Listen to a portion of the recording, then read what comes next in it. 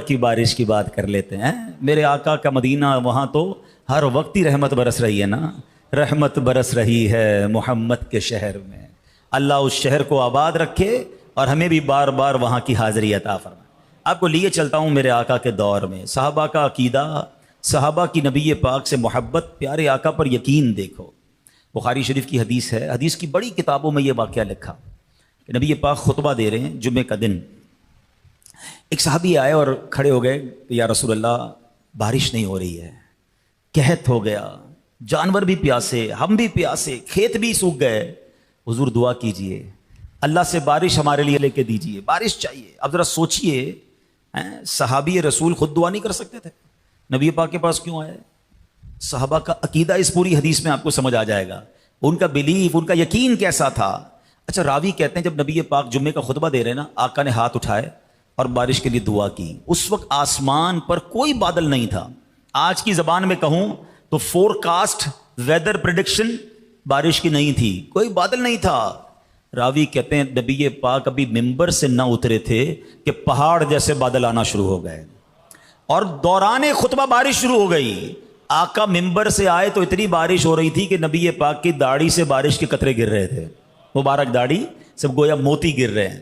اچھا، صحابہ خوش خوش گھر چلے گئے، مگر ان کو پتہ نہیں تھا کہ کرم کتنا بڑا ہو گیا ہے. جمعے کا دن تھا نا، پورا دن بارش، ہفتہ بارش، اتوار بارش، پیر بارش، نان اسٹاپ، ٹیوزڈے، ویڈنسڈے، اگلا جمعہ آ گیا.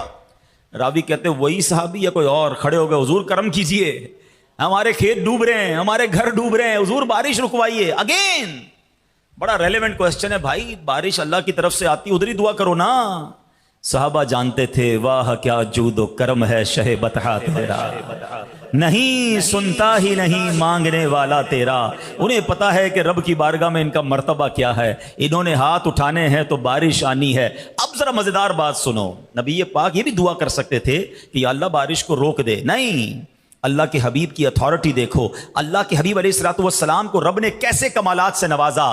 اللہ اکبر. نبی پاک نے آسمان کی طرف ہاتھ اٹھایا اور فرمایا اللہم حوالینا ولا علینا، اے اللہ ہم پر بارش نہ ہو، ہمارے اطراف میں بارش ہو، کیونکہ کھیتوں کو پانی کی ضرورت ہوتی ہے، وہاں ہوتی رہے، شہر والوں پر نہ ہو. اور حدیث کے الفاظ ہیں، میرے آقا اشارہ فرماتے گئے، جدھر جدھر مبارک انگلی کا اشارہ ہوتا گیا بادل کٹتا گیا، بادل دور ہوتا گیا. فرمایا مدینہ پیالے کی طرح ہو گیا، پورے مدینے پر اب سورج نظر آ رہا ہے، اسکائی کلین ہو گیا. مگر گاؤں سے، کھیتوں سے لوگ آتے تھے، بتاتے تھے بارش وہاں اب بھی ہو رہی ہے، مگر مدینے میں بارش نہیں ہو رہی. اللہ اکبر. ذرا غور کیجئے، دنیا میں لوگ کہتے ہیں جناب وزیر اعظم بڑا پاورفل ہوتا ہے، پورے ملک پر کنٹرول ہوتا ہے، وزیر اعلیٰ بڑا پاورفل ہوتا ہے، پورے صوبے پہ کنٹرول ہوتا ہے. نہیں جناب، دنیا کے کچھ صدر ایسے ہیں جن کا آدھی دنیا پہ کنٹرول ہے. ارے دنیا کا موسٹ پاورفل آدمی لے آؤ، تم زمین پر اس کا حکم چلنا دکھا سکو گے؟ میں تو اس نبی کی بات کر رہا ہوں جو اشارہ کرے تو بادل کٹ جایا کرتے ہیں، جو اشارہ کرے تو بارش برس جایا کرتی ہے. اور سبحان اللہ، میرے نبی معجزہ دکھائیں، میرے رضا کا قلم کیسے خاموش رہ سکتا ہے؟ بریلی کے تاجدار. اچھا، اعلیٰ حضرت کا کمال یہ ہے، شان مصطفیٰ بھی بیان کرتے ہیں، سرکار کی مدح سرائی بھی کرتے ہیں، ساتھ اپنی اپلیکیشن بھی لگا دیتے ہیں، ساتھ اپنی التجا بھی لگا دیتے ہیں. کمال ہے اعلیٰ حضرت. کیا خوبصورت شعر لکھا. آپ کہتے آقا جن کو سوئے آسمان پھیلا کے جل تھل کر دیے. یا رسول اللہ وہ ہاتھ، آپ کے ہاتھ تو اٹھتے ہیں، آسمان سے اتنا پانی برسا، حضور پورے مدینے کو آپ نے جل تھل کر دیا. یا رسول اللہ ان ہاتھوں کا صدقہ ہمیں بھی عطا کر دیجئے، ان ہاتھوں کی خیرات ہمیں بھی دے دیجئے. آپ کیا لکھتے ہیں؟ جن کو سوئے آسمان پھیلا کے جل تھل کر دیے، جن کو سوئے جل تھل بھر دیے، صدقہ ان ہاتھوں کا پیارے ہم کو بھی درکار ہے، صدقہ ان ہاتھوں کا پیارے ہم کو بھی درکار. اب یاد رکھو، میرے آقا علیہ الصلوۃ والسلام وہ عظیم ہستی ہیں، اللہ نے ہر نبی کو معجزات دیے، کمالات دیے، مگر ہمارے آقا جناب رسول اللہ صلی اللہ علیہ وسلم کو جتنے انبیاء کو جو کمالات اور معجزات دیے نا، سب کا ٹوٹل، سب کا مجموعہ ہمارے آقا کو عطا فرمایا. اور اس کے بعد کچھ ایکسکلوسیو عطا فرمائے، خصائص کبریٰ جسے کہا جاتا ہے، وہ کائنات میں کسی اور کو عطا نہیں فرمائے۔ سبحان اللہ، نبی پاک کی طاقت دیکھو، سرکار دو عالم علیہ الصلوۃ والسلام کو دونوں قسم کے اختیارات دیے گئے۔ ٹرمینالوجی تھوڑی سی مشکل ہے، میں آسان کر دوں گا۔ شرعی اس کی ٹرمینالوجی کیا ہے، اصطلاح کیا ہے؟ اختیارات تشریعیہ، اختیارات تکوینیہ۔ تشریعیہ کس کو کہتے ہیں؟ اللہ کریم نے نبی پاک کو شریعت میں بھی اختیار عطا فرمایا، جس کے لیے جو چاہیں فرض فرما دیں، جس کے لیے جو چاہیں معاف فرما دیں۔ یہ کائنات میں کسی اور کو نہیں ملا۔ اور اختیارات تکوینیہ کیا ہیں؟ اشارہ فرمائیں تو بادل کٹ جائے، دعا فرمائیں تو سورج پلٹ جائے، ایسے بہت سارے معجزات ہیں۔ اب آؤ دو تین واقعات، آپ کا ایمان مزید تازہ ہو، مزید محبت رسول میں اضافہ ہو۔ ایک صحابی رسول نبی پاک کی بارگاہ میں آتے ہیں، عرض کرتے ہیں یا رسول اللہ، مجھ سے ایسی غلطی ہوئی کہ میرا فرض روزہ میں نے جانتے بوجھتے توڑ دیا۔ تفصیل ہے اس کی۔ تو پیارے آقا علیہ الصلوۃ والسلام نے فرمایا اس کی تو جو کفارہ ہے کہ غلام آزاد کرو۔ کہ حضور میں تو غلام آزاد نہیں کر سکتا۔ تو ارشاد فرمایا کہ غلام آزاد نہیں کر سکتے تو پھر 60 روزے رکھو لگاتار، یہ دوسرا اس کا کفارہ ہے۔ فرمایا حضور، عرض کیا حضور میں 60 روزے بھی نہیں رکھ سکتا۔ کہ پھر 60 مسکینوں کو کھانا کھلاؤ۔ کہ حضور اس کے بھی پیسے نہیں ہیں، کسی چیز پر ان کے پاس، وہ کہتے حضور میں کر نہیں سکتا، میری تو استطاعت نہیں۔ نبی پاک نے فرمایا بیٹھ جاؤ، تو بیٹھ گئے۔ تھوڑی دیر ہوئی تو ایک اور صحابی آیا، ان کے پاس کھجوروں کی ایک ٹوکری تھی، نبی پاک کو گفٹ دیا، حضور آپ کے لیے تحفہ لایا ہوں۔ نبی پاک نے فرمایا وہ کدھر گیا وہ جو صحابی آئے تھے، ان کو بلاؤ۔ وہ آ گئے، پیارے آقا نے اسے ٹوکری دی، فرمایا جاؤ مدینے کے مسکینوں کو کھلا دو، تمہارا کفارہ ادا ہو جائے گا۔ مگر اور تو سنو، وہ کہتے ہیں حضور مجھ سے بڑا مدینے میں مسکین کون سا ہے؟ حضور میں خود ہی اتنا فقیر ہوں، میں کس کو جا کے بانٹوں؟ اللہ اکبر۔ حدیث کے الفاظ ہیں، میرے آقا اتنا مسکرائے، فرمایا جا تو کھا لے، تیرے گھر والے کھا لیں، تیرا کفارہ ادا ہو جائے گا۔ یہ کیسی اتھارٹی ہے؟ آتا ہے فقیروں پہ انہیں پیار کچھ ایسا، آتا ہے فقیروں پہ انہیں پیار کچھ ایسا، خود بھیک دیں اور خود کہیں منگتا کا بھلا ہو۔ اللہ اکبر۔ سنو، ایک شخص آیا، کہتا حضور میں اسلام تو قبول کروں گا مگر صرف 2 نمازیں پڑھوں گا، میں 5 نمازیں نہیں پڑھ سکتا، 2 نمازیں پڑھوں گا۔ پیارے آقا نے فرمایا ٹھیک ہے، اس نے اسلام قبول کر لیا۔ یہ کون کر سکتا ہے؟ یعنی شریعت کا حکم قرآن کی نص سے نماز ثابت ہے، مگر اللہ کریم نے اپنے حبیب کو وہ اتھارٹی دی ہے، وہ اختیار دیا ہے، مقام مصطفیٰ سمجھو۔ وہ کہتے نا زبان مصطفیٰ سے جو نکلا کہہ دیا تو ہو گیا، فرمایا وہی آرڈر بن گیا، وہی شریعت بن گئی۔ اور یہ ایک دو بار نہیں ہوا، آپ سنتے جائیے۔ ایک بار ایک صحابی ہیں، وہ کہتے ہیں، حالانکہ یاد رکھیے کہ قربانی کے لیے ایسا جانور ہو کہ جو بکرے کی جو عمر ریکوائرڈ ہے وہ پوری ہونی چاہیے۔ تو وہ کہتے ہیں کہ ایک صحابی تھے، وہ کہتے ہیں حضور میرے پاس 6 مہینے کی بکری کا بچہ ہے، 1 سال جیسا دکھتا ہے مگر عمر پوری نہیں ہے، کیا میں اس کی جگہ قربانی کر دوں؟ نبی پاک فرماتے تجھے اجازت ہے، تیرے بعد کسی اور کو اجازت نہیں ہے۔ اس کے لیے پیارے آقا علیہ الصلوۃ والسلام نے یہ اجازت عطا فرما دی۔ اور ایک بار تو کمال ہو گیا، پیارے آقا علیہ الصلوۃ والسلام نے ایک عربی شخص سے گھوڑا خریدا، اس نے بیچا اور پھر مکر گیا، کہتا میں نے نہیں بیچا۔ نبی پاک نے فرمایا تم نے ڈیل کی ہے، سودا کیا ہے؟ کہتا نہیں میں نے نہیں بیچا۔ اب معاذ اللہ وہ نبی پاک سے الجھ رہا تھا، تو حضرت خزیمہ وہاں سے نکلے، وہ عربی کہتا ہے کوئی گواہ لے کر آؤ۔ اب اس ڈیل کے وقت گواہ تو کوئی تھا ہی نہیں۔ حضرت خزیمہ گزرے، کا کیا ہوا؟ کہ تمہارے نبی کہتے ہیں گھوڑا خریدا ہے، میں کہتا ہوں نہیں خریدا، کوئی گواہ نہیں ہے بیچ میں۔ کہتا میں گواہی دیتا ہوں، آپ نے بیچا ہے، یہ سچ کہہ رہے ہیں۔ تو نبی پاک کی دیکھیں، یہ پیارے آقا علیہ الصلوۃ والسلام کی کمال کی سچائی اور خوبصورتی اور انصاف کے تقاضے۔ فرمایا خزیمہ تم تو تھے نہیں، تم کیسے گواہی دے سکتے ہو؟ حالانکہ آپ کے حق میں گواہی دی ہے۔ اے خزیمہ تم تو اس ڈیل کے وقت تھے ہی نہیں، تم کیسے گواہی دیتے ہو؟ آئے ہائے، حضرت خزیمہ کی کہتے ہیں نا نبی پاک سے محبت پر ہماری جانیں قربان۔ کہتے ہیں حضور آپ فرماتے ہیں اللہ ایک ہے، میں مانتا ہوں اللہ ایک ہے۔ آپ بتاتے جبریل قرآن لے کر آتے ہیں، میں آسمانی باتیں آپ کی مانتا ہوں۔ آپ فرماتے قیامت آئے گی، میں نے دیکھی نہیں، میں مانتا ہوں۔ آپ فرما رہے گھوڑے کی ڈیل ہوئی ہے تو ہوئی ہے، میں گواہی دیتا ہوں، آپ سچ بولتے ہیں۔ اللہ اکبر۔ نبی پاک اتنا خوش ہوئے، پیارے آقا نے فرمایا ویسے شریعت کا حکم کیا ہے کہ 2 مرد گواہی دیں تو گواہی پوری ہوتی ہے۔ آقا فرماتے خزیمہ آپ کسی بھی عدالت میں اکیلا گواہی دے، اس کی گواہی 2 مردوں کے برابر ہے۔ شریعت کا حکم ہی بدل گیا، کیوں؟ زبان مصطفیٰ سے جو نکل گیا۔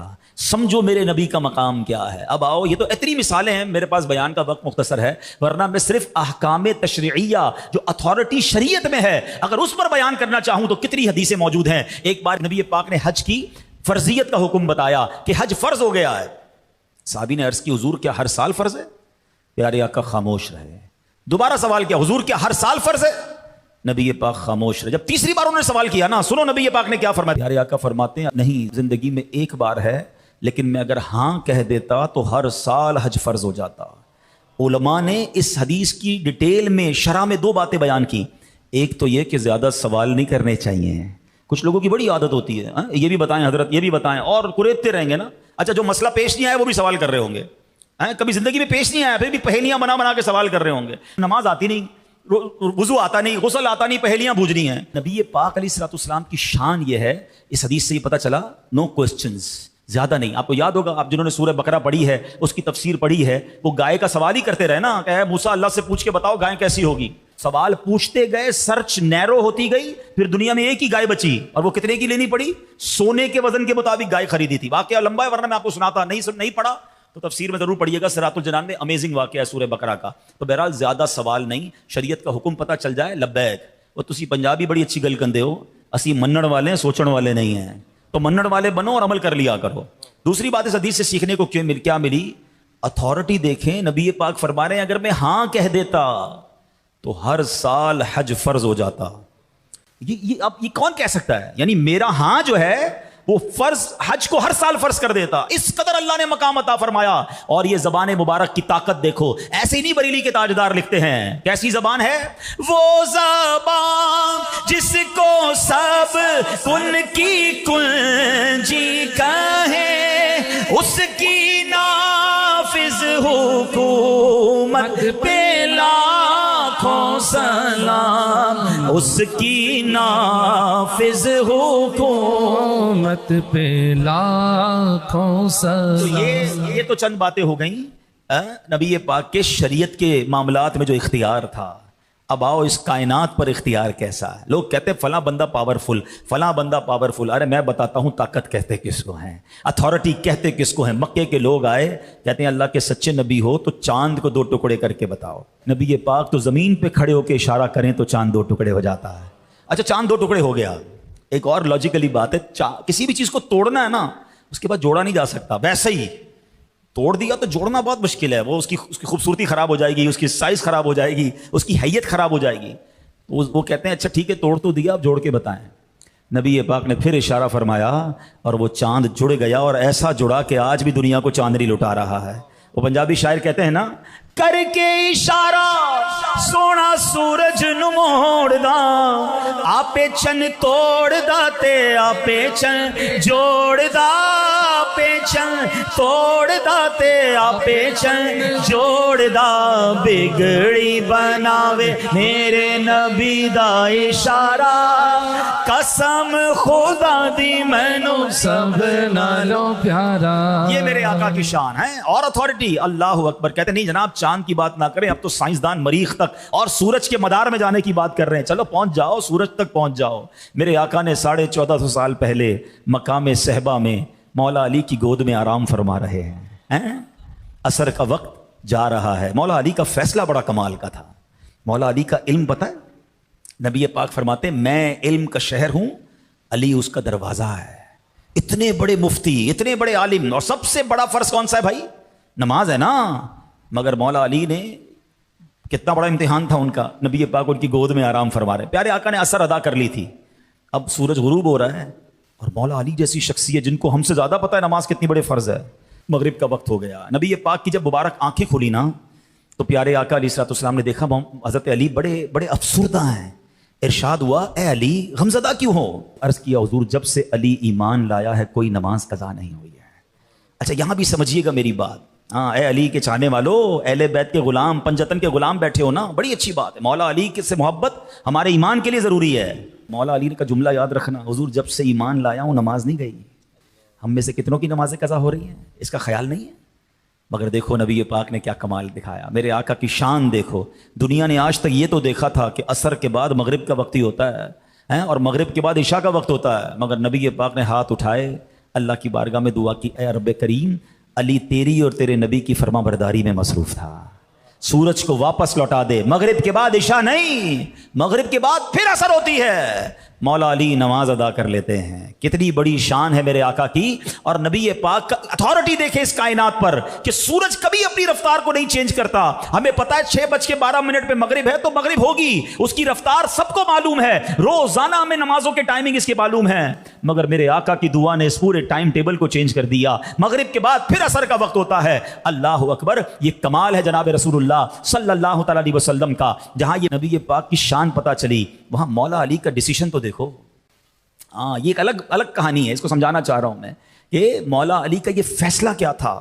نماز اللہ کی بارگاہ میں فرض ہے, مگر رسول پاک کے آرام میں خلل نہیں آنے دیا. ایسا ہی ایک فیصلہ حضرت ابوبکر صدیق نے بھی کیا تھا. چلتے ہیں غار ثور میں. ہاں, خدا کی قسم, حضرت ابوبکر کی جو وہ نیکی ہے نا, حضرت عمر سے پوچھو. ہاں, حضرت عمر سے پوچھو, وہ کہتے ہیں میری ساری زندگی کی نیکیاں ایک طرف, ابو بکر کی غار ثور والی نیکی ایک طرف. جو انہوں نے نبی پاک کے ساتھ وقت گزارا نا, وہ ان کی زندگی کی معراج تھی. اور پتہ ہے ان کو یہ سعادت کیوں ملی؟ بہت ساری وجوہات ہوں گی, مگر ان سے پوچھا گیا تھا کہ آپ کی زندگی کی سب سے بڑی 3 خواہشات کون سی ہیں.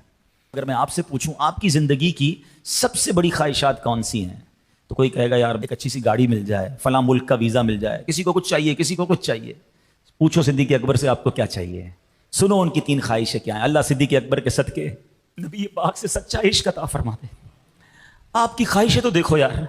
وہ کہتے ہیں میری خواہش یہ ہے النظر الیک وانفاق مالی علیک والجلوس بین یدیک.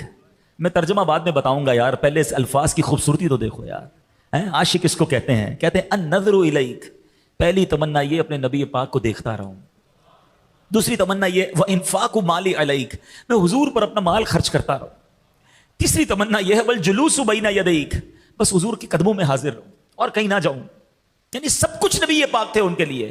اور تینوں خواہشیں اللہ نے کیسی پوری کی. کہتے ہیں حضرت ابوبکر صدیق ساری زندگی تو دیکھتے رہے, مگر جو 3 دن اور 3 راتیں غار ثور میں دیدار کیا نا, وہ دنیا میں کسی اور نے نہیں کیا. بتاؤ نا, کسی کی گود میں کوئی آرام کرے. اب نبی پاک جب صدیق اکبر کی گود میں ہوں گے تو کیسے رخسار دیکھے ہوں گے, کیسی داڑھی دیکھی ہوگی, کیسی پیشانی مبارک دیکھی ہوگی. ارے 3 دن اور 3 رات دنیا میں کوئی اور دیدار نہیں کر رہا تھا, صدیق اکبر نبی پاک کا دیدار کر رہے تھے. دوسری خواہش کیا تھی؟ وانفاق مالی علیک, اللہ کے نبی پر مال خرچ کرتا رہوں. آپ کو پتہ ہے نبی پاک صدیق اکبر سے کتنی محبت فرماتے تھے. پیارے آقا صدیق اکبر کا مال ایسے خرچ کرتے تھے جیسے اپنا مال خرچ کرتے ہیں. خود فرماتے ہیں اور لوگوں نے مجھ پر جو احسان کیا ان کا بدلہ میں نے چکا دیا, مگر صدیق اکبر نے جو مجھ پر خرچ کیا ہے, جو اس نے مجھ پر خرچ کیا, اس کا بدلہ قیامت کے دن رب سے لے کر دوں گا. یہ شان ہے. دوسری خواہش غزوہ تبوک میں یاد ہے نا, میں ہلکا سا اشارہ کر کے جا رہا ہوں, میرا وقت چونکہ ختم ہو رہا ہے, کہ پورا مال اللہ کی راہ میں دیا تھا. اور تیسری خواہش کیا تھی؟ والجلوس بین یدیک, آقا کی بارگاہ میں رہوں. ساری زندگی تو رہے, آج سنہری جالیوں کے پیچھے بھی ہیں, آج بھی اپنے آقا کے ساتھ ہیں. صدیق اکبر غار ثور میں ہیں, نبی پاک آرام کر رہے ہیں, سانپ نے کاٹ لیا. سوچو محبت کہتے کس کو ہیں, جان چلی جائے گی, پتا تھا ان کو, سانپ نے کاٹ لیا ہے, درد ہو رہا ہے, زہر پھیل رہا ہے. عقل تو کہتی ہے نبی پاک سے عرض کر دیتے حضور تھوڑا سا بیدار ہو جائیں, مجھے سانپ نے کاٹ لیا. نہیں, صدیق اکبر کے عشق نے کہا جان جاتی ہے تو جائے, نبی پاک کے آرام میں خلل نہیں ہونا چاہیے. مگر انسان تھے نا, درد ہوا, آنکھوں سے آنسو نکلے, پیارے آقا کے رخسار پر آنسو گرے, نبی پاک کی آنکھیں کھولی. کہا ابو بکر کیوں رو رہے ہو؟ کہا حضور سانپ نے کاٹ لیا ہے. ہائے ہائے, نبی پاک نے کسی ڈاکٹر کے پاس نہیں بھیجا, لعاب دہن نکالا, اپنا تھوک مبارک صدیق اکبر کے انگوٹھے پہ لگایا, سانپ کا درد ہی چلا گیا, زہر ہی چلا گیا. مگر اگین کوسچن کھڑا ہوتا ہے, مولا علی نے پتا تھا ان کو نماز فرض ہے, جانے دی, آرام میں خلل نہیں کیا. صدیق اکبر کو پتا تھا جان بچانا بھی فرض ہے, ہاں جان بچانا یہ فرض ہے. صدیق اکبر نے کہا جان جاتی ہے تو جائے, نبی پاک کے آرام میں خلل نہیں آنا چاہیے. یہ دونوں واقعات ایکچولی کچھ سکھا رہے ہیں. یہ سمجھ لو آج میرے بیان کا موضوع ہے, یہ میرا آج کا میسج ہے. یہ دونوں کیا سکھا رہے ہیں؟ جب مسئلہ سمجھنا ہے نا, عشق کی گتھی سلجھے نا, تو بریلی کے تاجدار حل فرما دیتے ہیں. آؤ چلتے ہیں اعلیٰ حضرت کی بارگاہ میں. آپ بتائیے یہ دونوں واقعات کیا سکھا رہے ہیں, یہ کیوں دونوں نے فرض چھوڑ دیا؟ اعلیٰ حضرت نے سبحان اللہ اپنے اشعار کے ذریعے کیا سمجھایا. وہ کہتے ہیں مولا علی نے واری تیری نیند پر نماز.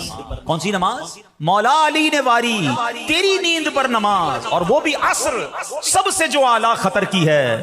صدیق بلکہ غار میں جان ان پہ دے چکے, اور حفظ جان تو جان فروز غرر کی ہے. کہتے جان بچانا تو بڑا فرض تھا, مگر میرے آقا نے کیا مہربانی کی, ہاں تو نے انہیں جان انہیں پھیر دی نماز, سورج پلٹا کر نماز لوٹا دی ان کو, لعاب دہن لگا کر جان واپس کر دی. آقا نے تو دونوں پر مہربانی کر دی نا, ہاں تو نے انہیں جان انہیں پھیر دی نماز, پر وہ تو کر چکے جو کرنی بشر کی ہے. وہ دونوں نے اپنے حصے کا کام کر دیا, آقا نے مہربانی کر دی ٹھیک ہے, مگر وہ دونوں اپنا کام کر چکے. اب ان دونوں واقعات سے سیکھنا کیا ہے؟ اعلیٰ حضرت نتیجہ نکال رہے ہیں, فرماتے ہیں ثابت ہوا کہ جملہ فرائض فروع ہیں. کہتے جتنے فرض ہیں نا یہ شاخیں ہیں, درخت کا تنا مضبوط ہوتا ہے نا, تنا کیا ہے, اصل کیا ہے؟ کہتے ثابت ہوا کہ جملہ فرائض فروع ہیں, اصل الاصول بندگی استاجور کی ہے. ارے آقا راضی ہیں تو رب راضی ہے, یہ صدیق اکبر سکھا رہے ہیں, یہ مولا علی سکھا رہے ہیں. ساری زندگی اللہ اللہ کرتے رہو, اگر دل میں عشق رسول نہیں ہے, نبی پاک سے محبت نہیں ہے, رب نے راضی نہیں ہونا. کیا خوبصورت بات شاعر لکھتے ہیں, خدا کا ذکر کرے ذکر مصطفیٰ نہ کرے, ہمارے منہ میں ہو ایسی زبان خدا نہ کرے. ارے نبی پاک راضی ہوں گے تو رب بھی راضی ہو جائے گا. اور اعلیٰ حضرت نے یہی بات سمجھائی ہے کہ انہیں جانا انہیں مانا نہ رکھا غیر سے کام, للہ الحمد میں دنیا سے مسلمان گیا. پیارے آقا کی باتیں ایسی ہیں کہ جی بھرتا نہیں ہے, جی چاہتا ہے ان کی باتیں سنتے رہیں, ان کے کمالات سنتے رہیں. محبوب کی باتیں ہیں نا, اور باتیں جی کیسے بھرے گا؟ جس کا کلمہ پڑا ہے, جس سے محبت کی ہے, جن کے امتی ہیں, ان کی باتیں اچھی نہیں لگیں گی تو کس کی اچھی لگے؟ اللہ کرے کہ زندگی اسی ذکر میں گزر جائے. سرکار کے ذکر کرنے والی اللہ ہمیں زبان دے, نبی پاک کی مدح سرائی کرنے والا ہمیں ذہن دے, اور اللہ کرے کہ بس دمے واپسی تک تیرے گیت گاؤں, دمے واپسی تک تیرے گیت گاؤں, محمد ممجد پکارا کروں میں. مفتی اعظم ہند کہتے ہیں, کہتے جب قبر میں جاؤں گا نا, فرشتے سوال کریں گے نا, تو میں نے کیا کرنا ہے؟ میرا دین و ایمان فرشتے جو پوچھیں, میرا دین و ایمان فرشتے جو پوچھیں, آقا تمہاری ہی جانب اشارہ کروں میں, تمہاری ہی جانب اشارہ کر. انشاءاللہ اللہ ایسی زندگی نصیب فرما دے. اب آخری بات, نبی پاک کا مقام تو بہت بڑا ہے نا, مگر ہماری پتہ ہے لاٹری کیا لگی ہے, ہم پر مہربانی کیا ہو گئی ہے کہ ہمیں کسی اور نبی کا امتی نہیں, جناب رسول اللہ کا امتی بنا دیا. امتیوں تمہیں پتہ ہی نہیں ہے کتنا بڑا مقام مل گیا. وہ شاعر کہتے ہیں نا, میری خوش قسمتی میں تیرا امتی.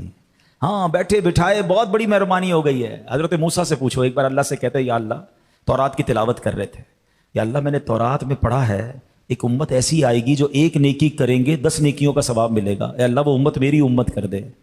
اللہ نے فرمایا یا موسیٰ تل کا امت و احمد, وہ امت میرے نبی احمد مجتبیٰ کی امت ہوگی. کہتے ہیں یا اللہ میں نے تورات میں پڑھا ہے ایک امت ایسی ہوگی جن کے سینوں میں تیرا کلام یاد ہو جائے گا, محفوظ ہو جائے گا, اے اللہ وہ امت میری امت کر دے. فرمایا یا موسیٰ تل کا امت و احمد, وہ امت میرے آخری نبی کی امت ہے. یا اللہ میں نے ایک امت کا ذکر پڑھا ہے, قیامت کے دن ان کی شفاعت کی جائے گی, اے اللہ وہ امت میری امت کر دے. ارشاد ہوا تل کا امت و احمد, اے موسیٰ وہ امت میرے آخری نبی کی امت ہے. آپ پڑھتے گئے, اللہ سے کہتے کہ اللہ وہ امت میری بنا دے گا, وہ تو میرے نبی کی امت ہے. پتہ ہے آخر میں حضرت موسیٰ کیا کہتے ہیں؟ کہتے ہیں یا اللہ جب اتنی مبارک امت ہے تو مجھے بھی اس امت میں شامل کر دے. اے امتیوں, تم اور میں اس امت میں ہیں جس میں آنے کے لیے کلیم اللہ عرض کر رہے ہیں. کبھی سوچا مہربانی کتنی بڑی ہے؟ تو اس کی کوئی ذمہ داری نہیں ہوگی, کوئی رسپانسبلٹی نہیں ہے؟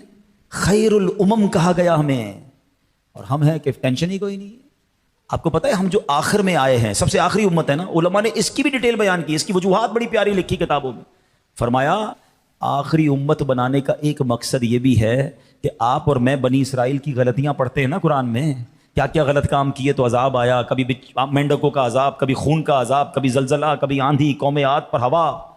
فرمایا میرے نبی کی امت تو پچھلی قوموں کی غلطیاں جانے, اس امت کے عیب بعد میں کوئی اور نہ جان سکے, ہمارے عیب چھپے رہیں. اب سوچئے اتنی مہربانی کی گئی ہم پر, لیکن کیا ہم اس امتی ہونے کا حق ادا کر رہے ہیں؟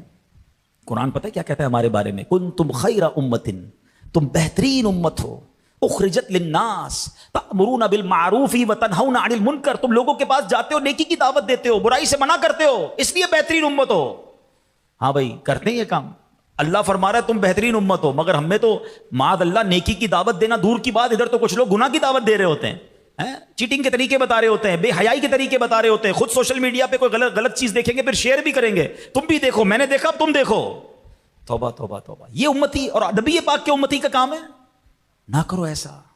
ہم نے کہیں نہ کہیں تو جواب دینا ہے نا. رسول اللہ ناراض ہو گئے تو مارے جائیں گے. یہ جو دعوت اسلامی والے بار بار آپ کو کہتے ہیں نا مدنی قافلے میں چلیں, اجتماع میں چلیں, سچی بات یہ ہمارے لیے آسانی کر رہے ہیں. یہ کام تو قرآن نے دیا تھا. بہترین امت ہونے کا حق یہ تھا کہ اب لوگوں کو نیکی کی دعوت دیتے. یہ جو آپ کو کہتے ہیں نا مدنی قافلے میں آیا کرو, کبھی کبھی چلے جایا کرو ان کے ساتھ. 3 دن جا کر کرتے کیا ہے؟ جا کے لوگوں کو نماز کے لیے بلاتے ہیں, سنتیں بلاتے ہیں. یہی تو قرآن کہہ رہا ہے, اخرجت للناس تأمرون بالمعروف, لوگوں کو اچھی باتوں کی حکم دو, برائی سے منع کرو. ہم اکیلے کیسے کرتے؟ یہ مدنی قافلوں کی وجہ سے آسان ہو گیا, یہ اجتماع کی وجہ سے آسان ہو گیا کہ چلو یار میں بھی جا کے کسی کو تھوڑی سی, میں بھی نماز کی دعوت دے دوں گا, میں بھی سنت کی دعوت دے دوں گا. اور عشق والی بات بتاؤں, سوچو جو بندہ 3 دن 12 دن 30 دن مدنی قافلے میں جاتا ہے نا, گنبد خضرا کے مکین بھی تو دیکھیں گے نا کہ امتی میرا ہے, اپنا گھر چھوڑ کر, اپنا کاروبار چھوڑ کر پیسے کمانے نہیں گیا ہے, میرے ہی کسی امتی کو نماز سکھا رہا ہے, میرے ہی کسی امتی کو سنت کی طرف بلا رہا ہے, اس کو نیکی کی دعوت دے رہا ہے. اللہ اکبر. پھر سوچو کیسی مہربانیاں ہوں گی, کیسی نگاہ کرم ہوگی. تو دعوت اسلامی والوں کا ساتھ دیں, اور خیر الامم ہیں آپ اور میں, ہمیں اس کا احساس رکھنا ہے. ایسی زندگی گزارو, اپنی زندگی کا آج ایک ٹارگٹ بنا لو, میں ایسا بن جاؤں کہ مجھے دیکھ کر کوئی کہے امتی ایسا ہے تو اس کے آقا کیسے ہوں گے, امتی کے اخلاق کیسے ہیں, اس کے نبی کے اخلاق کیسے ہوں گے, امتی اتنا ایماندار ہے, اس کے نبی کیسے امین اور صادق ہوں گے, اتنا سچا, اس کے آقا کیسے ہوں گے. ایسا ہونا چاہیے نا. انفارچونیٹلی الٹا ہو رہا ہے. مسلمانوں کو دیکھ کر لوگ اسلام کو گالیاں دے رہے ہیں, برا بھلا کہتے ہیں, نہیں بھائی ان سے کاروبار نہ کرو, سچ تو بولتا ہی نہیں ہے, پیسے تو دیتا ہی نہیں ہے, وعدہ تو پورا کرتا ہی نہیں ہے, سچ بتاؤ یہ میں کیا کر رہا ہوں یار. جس نبی کا امتی ہوں اس کی تو یہ تعلیمات رہی ہیں. دنیا میں ہمیں ایسی قوم بننا ہے کہ لوگ دنیا میں کہیں یار اگر کام کرنا ہے تو مسلمانوں کے ساتھ کرو, یہ جو کہتے ہیں وہ سچ ہوتا ہے. تو پلیز یہ پیغام لے کے جاؤ کہ میں اس نبی کا, اللہ نے مجھے امتی بنایا, جس کا امتی بننا بہت بڑا شرف ہے. جب امتی بنایا ہے نا تو میں بن کے دکھاؤں گا, میں نبی پاک کی امت میں نیکی پھیلانے کا باعث بنوں گا. اور الحمدللہ آج کے دور میں آپ کے پاس بڑا اچھا موقع ہے, دعوت اسلامی کا ماحول ہے, بس اس کے ساتھ دیں, آپ بھی ساتھ دیں, مل جل کر کام کریں, انشاءاللہ ہم سب کوشش کریں گے.